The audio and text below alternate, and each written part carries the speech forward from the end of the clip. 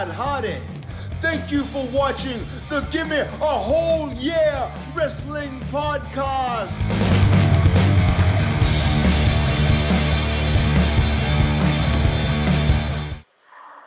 Hello, and a very warm welcome to the Gimme a Whole Year Wrestling Podcast. My name is Ant, and I'm joined today by the very excitable...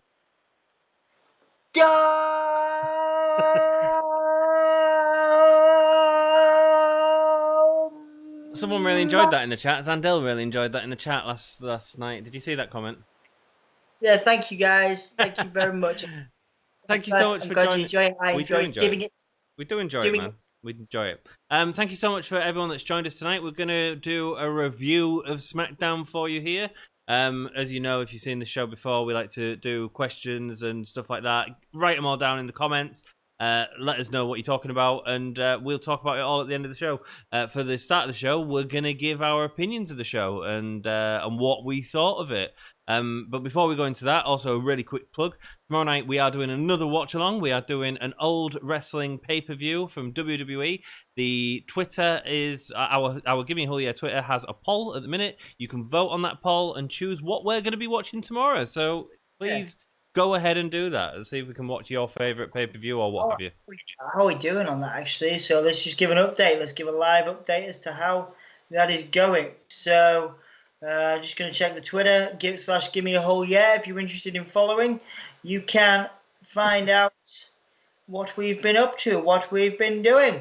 So currently, it stands as... Oh, wow. Okay, SummerSlam 1992. 27.3%. Oh wow! Okay. What? Canadian Stampede 1997, 18.2%. Ooh, that's close. That's got a lot more votes than I expected. Go on.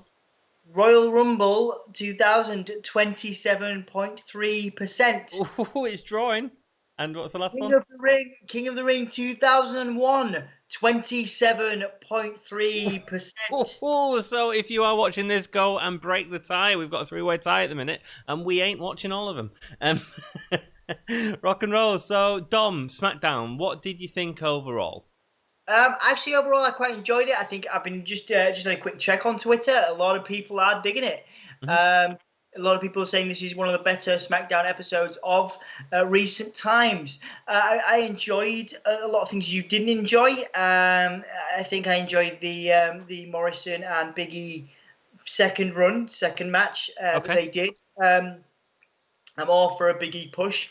I quite enjoyed the silliness of the Lucha House Party stealing the tag titles from Cesaro and Nakamura, and then the match where Grand Metalik won, which is good.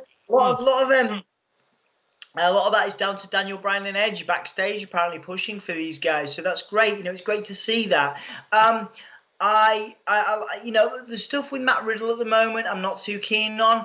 Obviously, you can say what you like about Matt Riddle, but they are placing him front and center of TV at the moment, and I'm not sure about his program. This whole mixed thing with King Corbin and Shorty G. It feels the way that anyone with King Corbin in it, it sort of falls flat at the minute. Well, it just seems a bit muddled, really, to me. And obviously, Shorty G's kind of a tweener now. Like he's going back to being a face because he feels guilty about attacking Matt Riddle.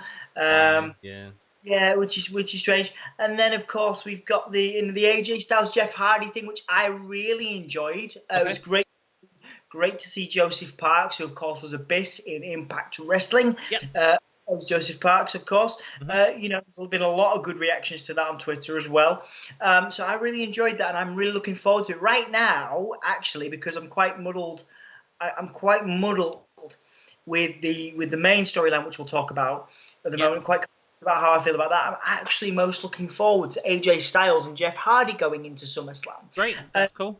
Going into the main thing, of course, the Fiend. Now, obviously, as we've documented on this talk about it? Because we're going to go really into depth in it as we go into the thing. So let me go briefly.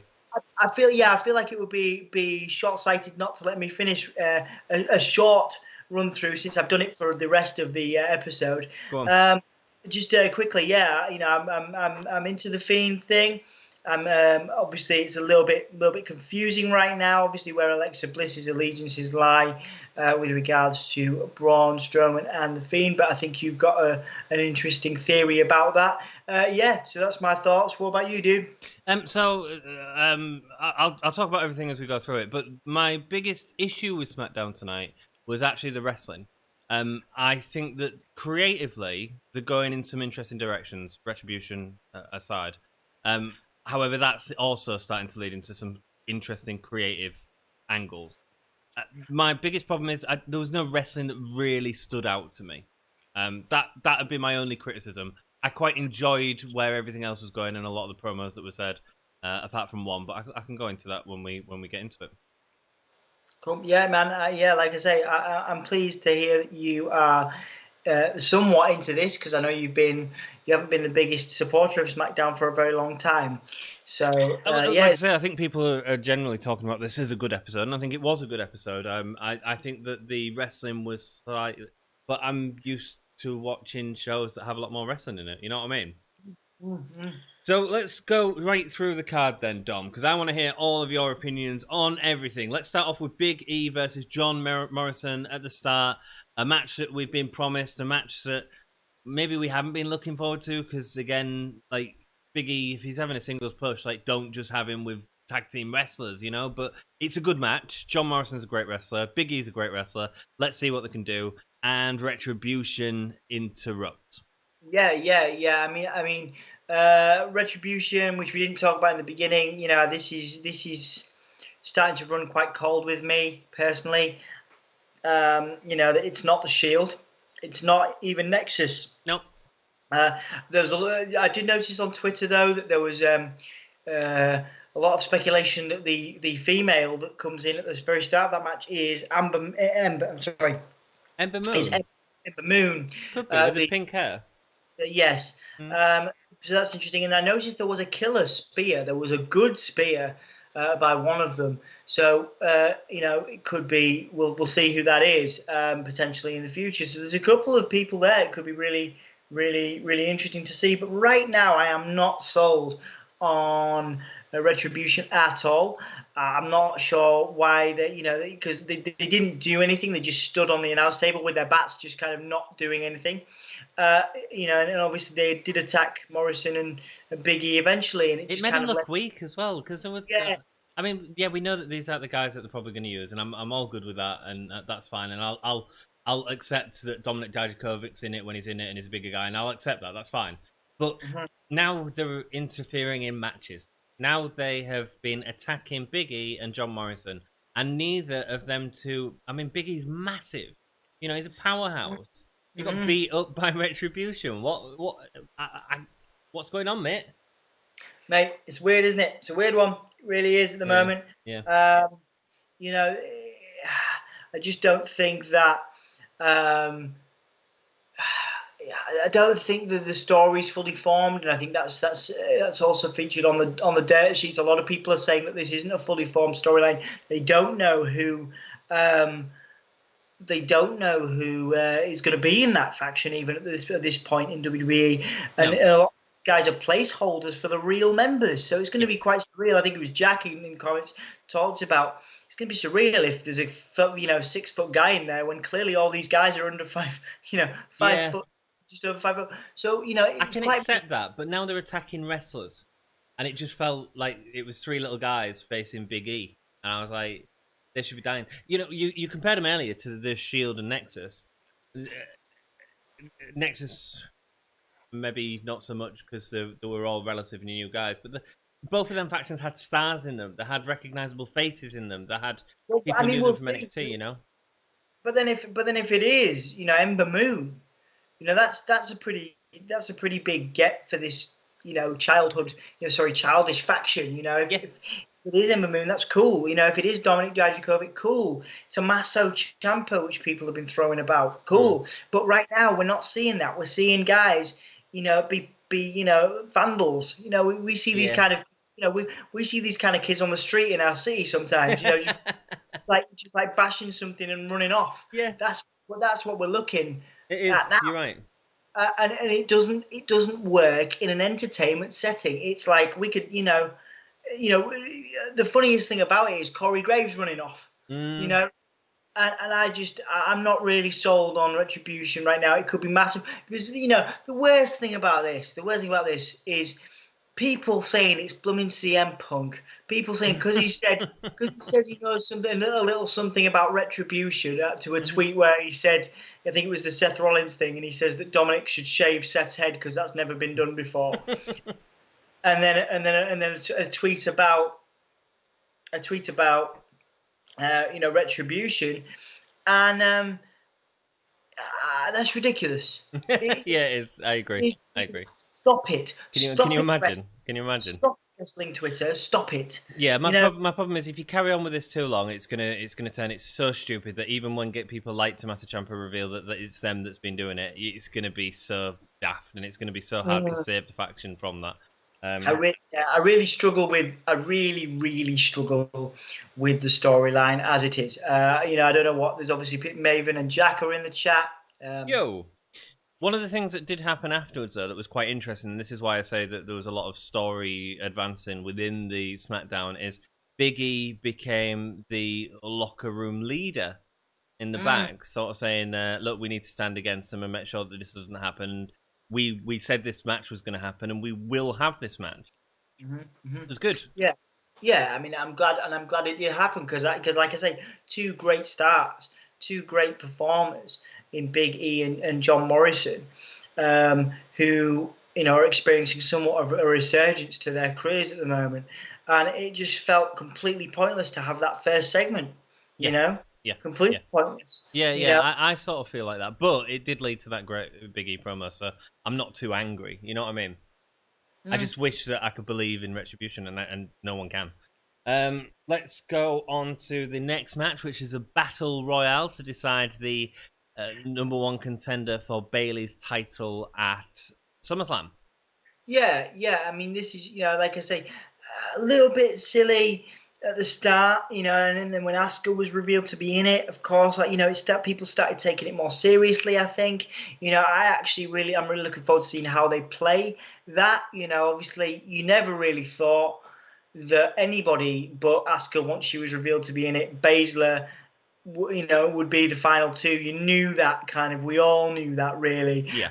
One surprise, of course, was Tegan Nox from NXT. That was nice. Getting a good run, and she was obviously one of the last three. So I all in all, not a bad match, but purely for the end, purely for Asuka getting a surprise. And I say surprise because obviously it's an odd storyline going up against both champions. She wasn't announced as being in the match, so it was a surprise that she was certainly in the match, and I sort of felt that would be the way this goes. They also seem to keep certain women off this, like Rhea Ripley, so that there wasn't damaging her. Because if Asuka was going to anyway, why have Rhea Ripley in there? There was no point. You know what I mean?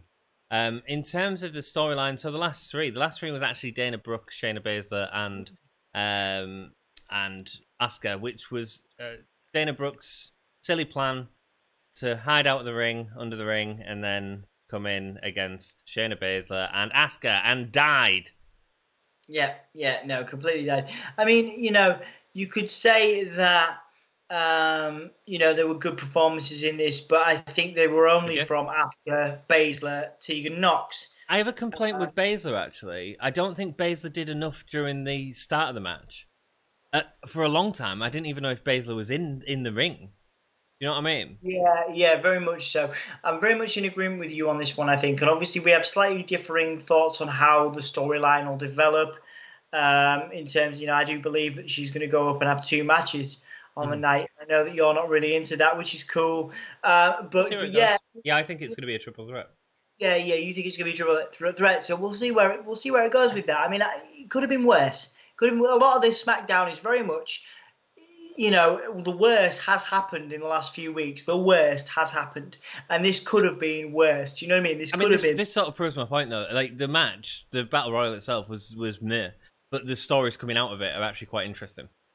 You know what I mean?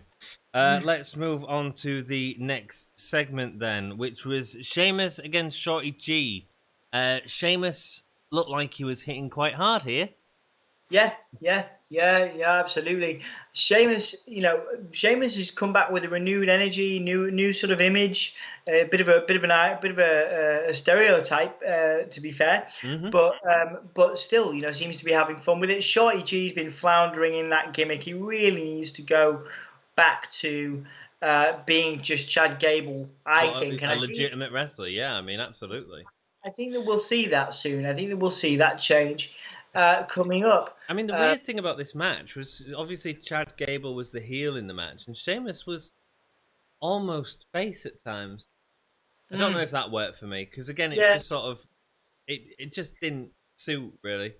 there seems to be quite a lot of flitting between both, doesn't there? Mm. With Sheamus and with Shorty G, a lot of confusion.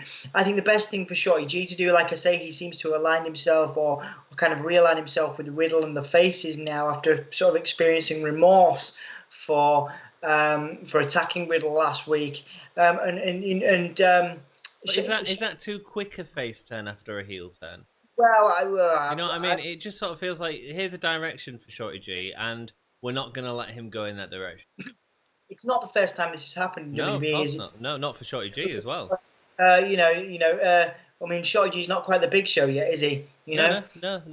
So, I think, I think we'll see. I just noticed that Sheamus said, something like, but he mentioned Chad at the end. So I think that might give him permission almost to start using his old name again and maybe go back to a face gimmick and maybe teaming with Riddle, perhaps in the same way that Bryan and Gulak team up. I don't know. But certainly I'd like to see more from Chad Gable. I think the world would like to see more from Chad Gable. I mean, personally, I think it's too quick to do that sort of quick go back to face.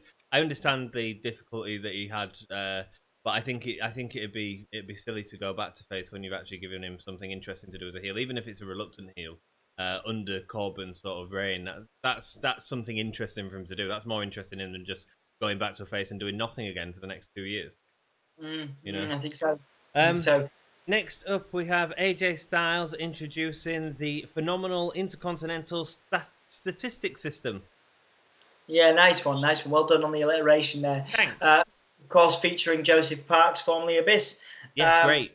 I mean, I enjoyed this. Yeah, I enjoyed the segment. I didn't enjoy the segment. I enjoyed sorry, let's talk about Abyss first.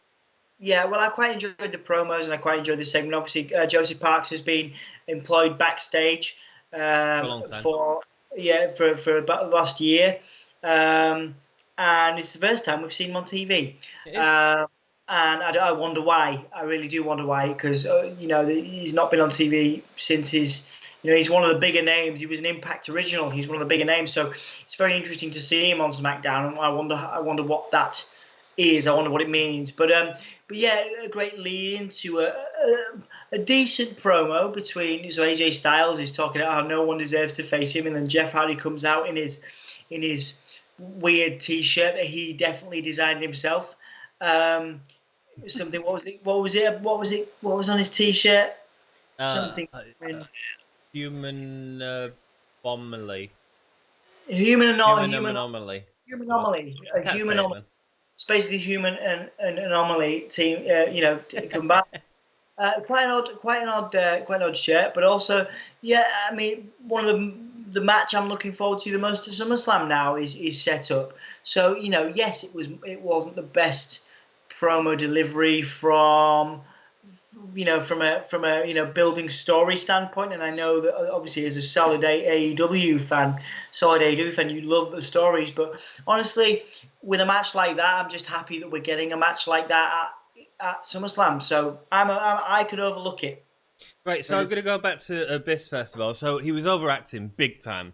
And I think that a lot of wrestling fans are not going to like that because he was so over the top. Actually, I quite like it. I think it's quite funny, and I think it's a sort of harkens back to managers of the past because he feels like a manager.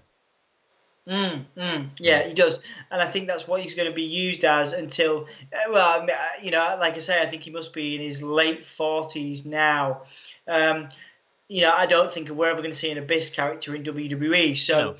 No. So yeah, this is how he's going to be used, and maybe he will be used as a manager for a period of time on screen. Yeah, and I think that'd be cool. I also think the reason for that, and I sort of said this in the live stream as well, was that AJ's had the Good Brothers taken off him. He seems quite down at the minute in general, and this seems like him and Abyss obviously have had a lot of history together, worked in TNA together for a long time, had matches together.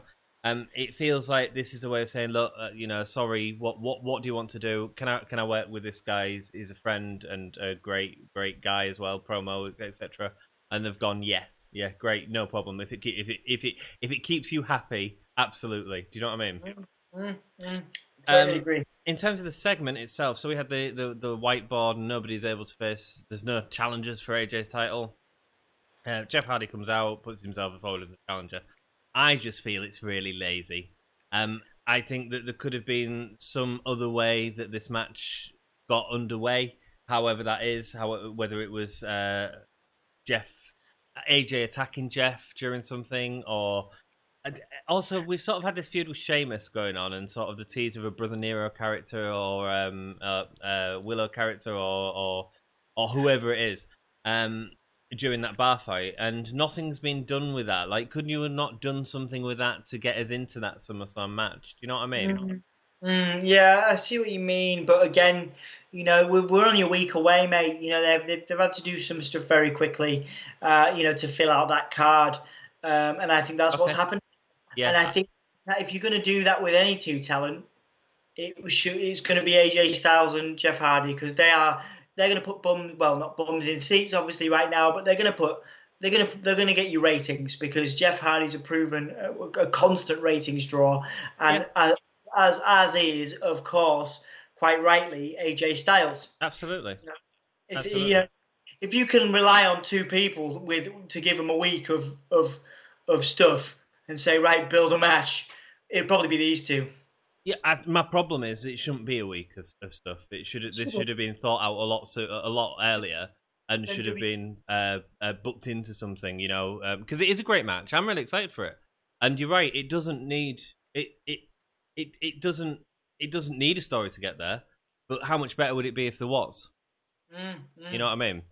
Is my issue with it. So let's move on from that into the Grand Metalik defeating Shinsuke Nakamura. So backstage we have an interview with Cesaro and Sheamus. They're talking, and Cesaro asks how to say little in Japanese, and Shinsuke says his word for little, followed by Grand Metalik, which I thought was hilarious. Come out, and then them two have a match, and it was an okay match. Wasn't given a lot of time, but what do you think? I mean, I enjoyed the squashing, the bug squashing type, promo from Shinsuke beforehand. Yeah, it was really funny. Once again, just gonna, I think it's great that a guy like Grand Metalik is getting an opportunity, and it's obviously down to, I think it's Daniel Bryan, who is sort of doing a lot of stuff on SmackDown, and Edge is doing some stuff on Raw. I think they're both actually doing both shows, to be fair. But so it's great to see that guys like Grand Metalik are being given this opportunity, because this is what should have happened, under Paul Heyman and Eric Bischoff and all these other people that have been brought in for these changes to be made and then quickly let go of. Yeah. So, and you're certainly not going to let go of Edge or Daniel Bryan. So maybe it was the best thing to do, to let talent, actual wrestlers, do this and work on the writing. So, it's great. And Metalik got the win, which suggests to me that, for better or worse, Lucha House Party are going to be next tag team title challengers. Of course, I don't think they're going to win. I think it would be far too early. Not that I wouldn't want to see the Lucha House Party as champions at some point. I don't really take them that seriously. I mean, they're great wrestlers, but the gimmicks I don't take seriously. And Shinsuke. Sorry, go on. Would you separate them? There's a place for them. I'm not saying there's not a place for them. But what I'm saying is, I don't take them as title contenders, and I think you'd be lessening the tag titles even more if you was to give them to them. And the tag division at the minute in WWE is atrocious, really, barring a couple of tag teams. You know what I mean? So Shinsuke got the win. Yeah, they're probably going to do this at SummerSlam. Obviously, Kalisto come back, which is part of why Shinsuke lost with the distraction as well from Kalisto entering. It's WWE. Basic booking in it. The match wasn't given enough time. These two could have gone a lot longer. I felt like Grand Metalik had that match against AJ. Was it a week ago or 2 weeks ago? and that was, you know, a real showcase for Grand Metalik, and this was another opportunity. And but it just feels like stopgap booking. You know, I can't really get behind it because it's not going to last. You know what I mean? Yeah. Like I say, we'll see what happens. It should be a fun match. It's got me interested for a while, which I'm fine with. Do you know what I mean? Obviously, for the purpose of this week and our live stream, we need stuff to keep us entertained. And right now, for me personally, and you do have a go at me sometimes for being positive too much. Way too much. You haven't said one negative thing about any of the matches yet.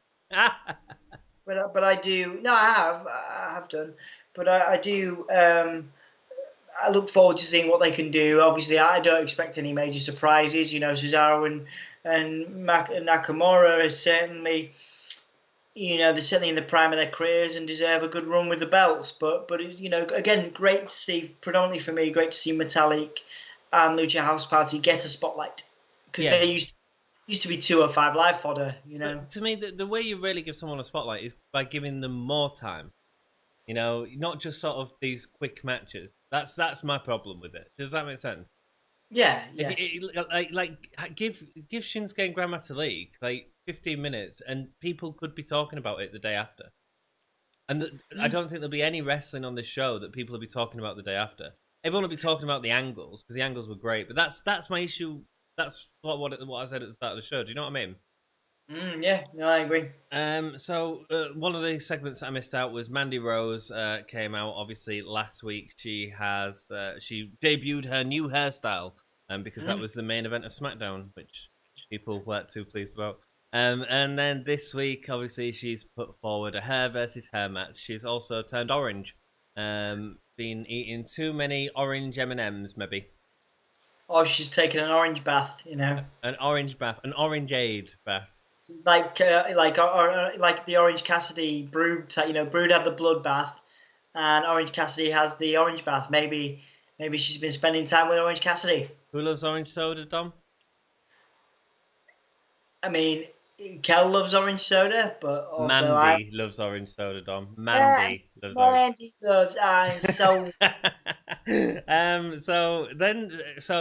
mean, that was fine. And then Sonya cuts this incredible promo, accepting the challenge from Mandy. Sonya takes these words that WWE give him, that we've seen so many examples. So Matt Riddle will go into that in a second. You can clearly see people are writing for him now, and it's not flowing as fluidly as it was, certainly in NXT when he was allowed to. You know, remember them first promos with Pete Dunne where he was sort of really allowed to sort of be himself and be free and have a laugh. And that's not coming across at all now. Sonya Deville is able to take these words that WWE write for her and turn them into like Shakespeare, dude. You know, I mean, like she's seriously like she's so natural, so wonderful to listen to. Yeah, massively. You know, I've become a much bigger fan of Sonya, you know, in recent years.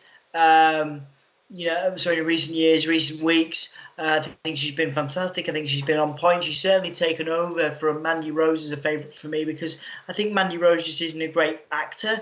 You know, and I think, you know, obviously this is theatre in itself, and I think Mandy Rose I think Sonya Deville understands that. She's outshining her at the minute, I think, is what you're sort of saying. 100%. And Mandy's really good, but it's just Sonya's just out a different level, man. She's wonderful. In fact, I sort of want this, if that's going to be the hair versus hair match at SummerSlam, I sort of want it to be done so that Sonya can move on to something else. I don't think it will, but I really want to see sort of Sonya really, really pushed because she's outstanding, man. Outstanding. Yeah, absolutely. Matt Riddle promo. It felt forced, didn't it? It did. You know, I think he's really struggling with the scripted stuff. Obviously, it was all leading to Chad Gable coming in saying sorry to him, and then Corbin going for the attack from behind. But it was something very stagnant and robotic about it, and you never used to be able to say that about Matt Riddle in NXT. So no, certainly not towards the end of his run as well. And even the stuff he's been doing more recently felt more fluid. But this felt really jarred and written like he was really trying to remember lines. The next and Chad Gable wasn't great either. It all just felt like GCSE drama, dude. It really did. Next up we had talking about promos again. This is sort of the difference between the show. An incredible promo from Alexa Bliss, who's doing a backstage interview. Yeah, I think it was sort of really sort of hit home that, because I'd had an idea that it was sort of a figment of Braun's imagination, but it really hit home that they're going for something deeper with this, that looks at a more personal relationship between Alexa and Braun, and obviously the developing relationship between Alexa and the Fiend. Alexa referring to the Fiend as a kind of an unknown moth, and she referred to herself. To the fire. Referred to herself as the moth to the flame, which was really interesting and a really interesting analogy. And not reacting rather, when asked about Braun's comments towards her, saying that she doesn't care about, he doesn't care about her. Now, one of the things that I've noticed on Twitter, which echoes your theory, which is a really interesting thing, is somebody was saying that it's quite a clever story actually by WWE, clever writing, because what we're doing is like you said, Braun is protecting Alexa from being attacked by the Fiend by pretending that he doesn't have feelings for her. That's right. But in fact he does, and that's obviously going to be revealed at either SummerSlam. I would prefer SummerSlam, as I think everybody would, or Payback the following week. Oh, don't do that. No, let's not drag this out over two. No. Let's just have it at SummerSlam, man. We don't need a pay-per-view the week after. So a lot of people are predicting that swerve. You'll never see it coming, Dom. Well, this is what I mean. You'll never see it coming, and I think that's why they've done that. I genuinely do think now, as as we talked about during the stream, and also as I've checked on Twitter, I genuinely do think now that there will be a swerve there. As much as I don't particularly want to see it, I'm not really a fan of Braun's at the moment. But I do think you're going to see Alexa Bliss side with Braun now at SummerSlam, and we're going to see that this was actually a work between Braun and Alexa to fool the Fiend.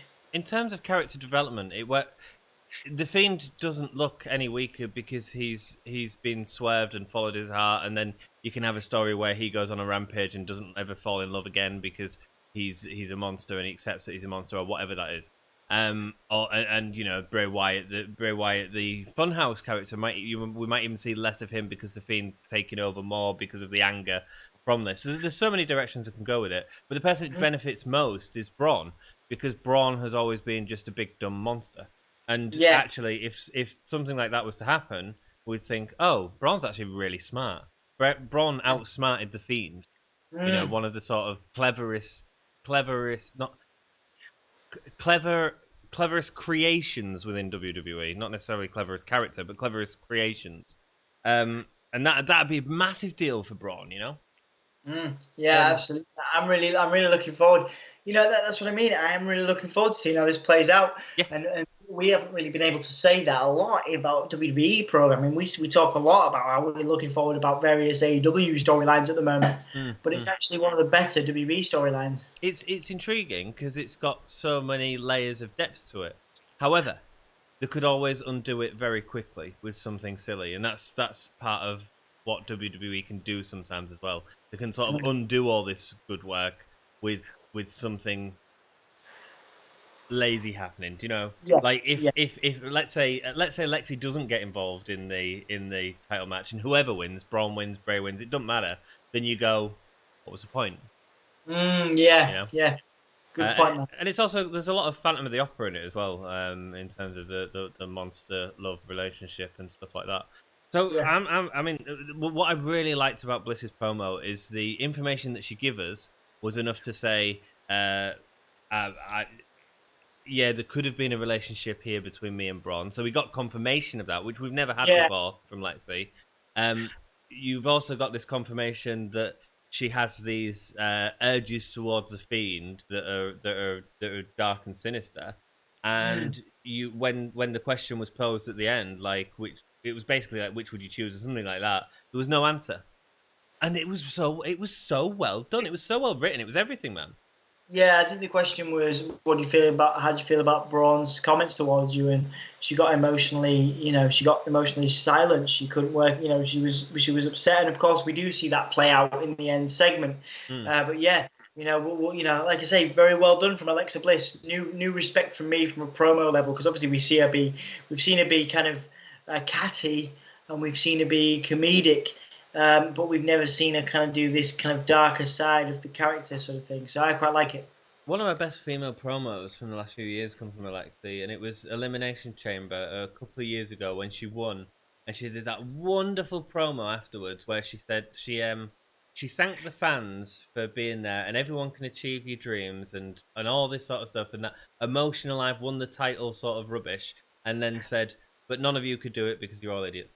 Ha! And it was fabulous. Do you remember that? Yeah, I think I remember that. Yeah, I remember you talking it up quite a bit as well. Yeah, that was awesome, man. Right. So next segment we have John Morrison and Big E. So they've also. So, what do we think of this, Tom? Go on. Like I said before, good match. Good match between two great talents. Of course, we see Retribution, which of course is the big focus from a WWE perspective. We saw them dominate the introduction of the show. Rightly or wrongly, Retribution is the main storyline now in WWE. And we see them backstage, so they have the security guards there all the time in the ring. Or near the ring, and then you have some of the WWE superstars coming out just in case Retribution come out to disrupt the Big E and Morrison match. But in fact, Retribution, who are of course known for such clever actions like chucking a brick through a window. They're backstage, so they haven't actually gone to the ring. They proceed to lock a dude in the toilet while he's taking a poo. They spray paint a wall, and they chuck a couple of referees on some tables. Zebras everywhere. That is the destruction that Retribution leave, unbeknownst to the talent in the ring, until the referee comes, and the talent goes back into the locker room and does the old "Where are they? Where are they?" when clearly they left.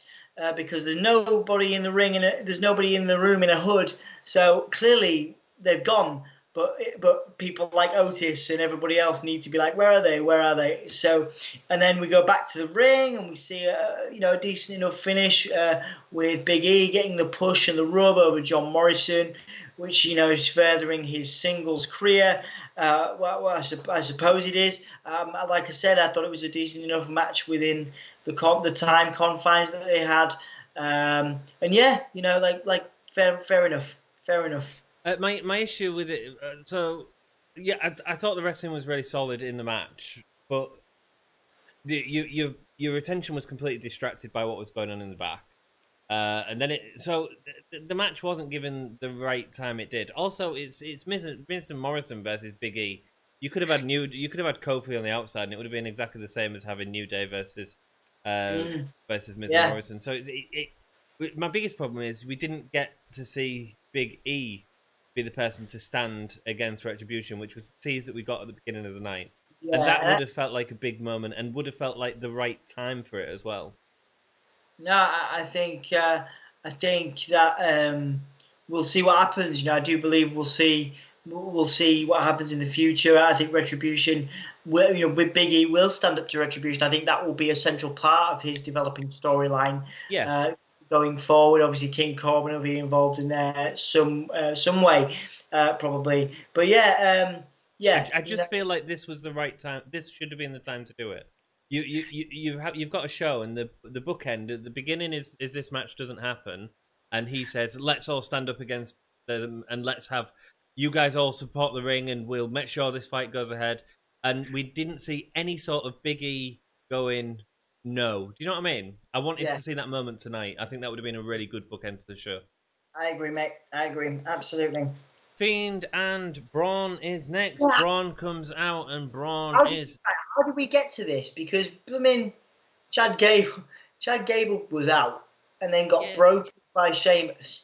For whatever reason, Yeah, how did we get to that? Why did that happen? Well, because it was really weird, and then smoke started coming out, and it was the whole train thing with Braun, and the swamp is a very alkaline swamp, and it has made all of Braun's hair fall out. Yeah, Good yeah. luck. That's cool. Yeah, fair enough. Fair enough. Yeah. I mean, I'll go through my thoughts on the whole thing. You know, Braun's changed his look, so the Fiend's changed him. He talks about that in the ring. Alexa comes out to confront him about why he said those remarks about not caring about her, and then he goes, "The Fiend changes people. He's changed you. You know, I'm not. You know, you've tried to turn me into something you're not." She tries to snap him out of it by slapping him repeatedly in the face. I mean, it was quite a lot of quite heavy slaps. Of course, Braun, because he's a weirdo, you know, he loves it. He gets real. You know, he gives her a twisted smile, picks her up, goes to chuck her about. The Fiend, quote unquote, saves Alexa just as Braun Strowman drops her. So of course we can't see violence towards Alexa from Braun. But the Fiend comes in, stands over Alexa, and then the Braun Strowman's there, looking like he's watching you do something nasty. When no one else is looking, he's there watching you. You know. Oh, what, on the screen when he teleported back to the screen? Yeah. He looks like he looks like he's watching you do something naughty. Do you know what I mean? He looks I know what like, you mean. Yeah. Yeah. It looks like he's seeing a really funny viral video on his phone, and he just starts laughing, and then the Fiend starts laughing and sticks his tongue out at him and goes, eh. Yeah, that I didn't like. I didn't like. That was like, what did you like? I know he's done the tongue thing before, but I'm like, it just looked like he was going. Yeah, it did. I don't know what to do. I don't know what to do. So, yeah. You know. Story's got a lot of potential. You know, the Lexi thing is great and an interesting angle to bring into this, I think. It's just got to be paid off right, and I don't know exactly what the ending is yet. But it's keeping us guessing, and that is interesting. It's interesting because a lot of the times we can put things together, can't we? And I know you've got a pretty good idea in terms of what's going to happen, and we're going to get the swerve, the Alexa, you know, joining Braun, swerve, or join Bray. It could be join Bray, and that might be the swerve, whatever, you know. But you know, I'm interested in it. I'm interested to see what happens, and that is something that, like I say, I don't say that often now. Yeah, I am. I mean, I love the stuff with Alexa in the ring. I thought she's fantastic, man. She was really good, and the slapping of Braun and stuff, and his reaction to it, and the sadness on his face and stuff like that. You know, you felt like the monster really didn't want to have to push Lexi away, but at the same time had to save her from the Fiend. Yeah, because if he loves the Fiend, if he loves Alexa, then the Fiend targets Alexa. Yeah, I agree. It's a clever angle. It is. It's a pretty clever storyline writing, actually, and we've not seen a lot of that recently. Not at all. No. So we'll see where it goes. I am very excited to see where it goes. So overall on the show, how many stars would you give it out of 5? 2.5. 2.5. Yeah, I agree. It was good. It was good to middling. Yeah. 2.5 stars for me. The best performer. Best performer tonight, Alexa Bliss. I'd say Bliss, but a shout out to Big E as well, because that speech in the back was actually really really good. And best match. Interesting one. I'm gonna say Big E and Morrison, the second one. Yeah, I think I agree, but it was broken up too much. That's the issue with it. You know what I mean? Yeah. Cool. Thank you so much for watching our review. I hope you enjoyed it. And please make sure you go over to Twitter. We are going to read all of your questions in chat. Thank you for bearing with us while we sort of... I know that's been a while, but there's so much to unpick into, man, and we just want to have a good chat about it. Rock and roll, let's go through the comments. Jack's back. Thank you, Jack. And he's saying exactly what he wants to win and stuff like that. That's all good. Wrestle Story joined us. Maven joined us. Hello. Jack was talking to Nightbot a lot. Blah blah blah blah. Kobe says hello. Hey Kobe, hope all is good with you. Renzo says hello. Come get these hands. Have we had any questions or anything like that? I get now to Jack. We've had Glenn come on with his breaking news. Love when Glenn just comes on to do that and then leaves again.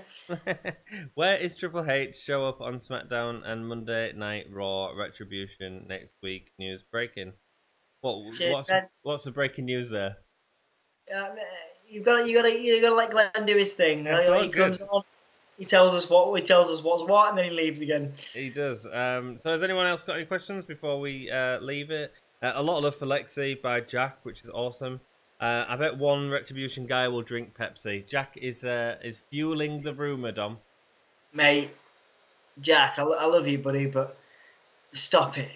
Stop it now. Like you're getting yourself all excited, man. Like Braun Strowman on the Titantron.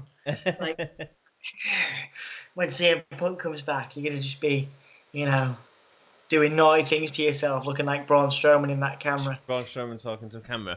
I'm gonna get you, bro. I didn't. Fair enough. Cool. Fair enough. I think that's all we got then, dude. Thanks very much, everyone, for joining us. We will see you tomorrow night for our live stream. Indeed, we will. For those that are here, mainly Jack, of course, we'll do the 5 count and then give me the whole year.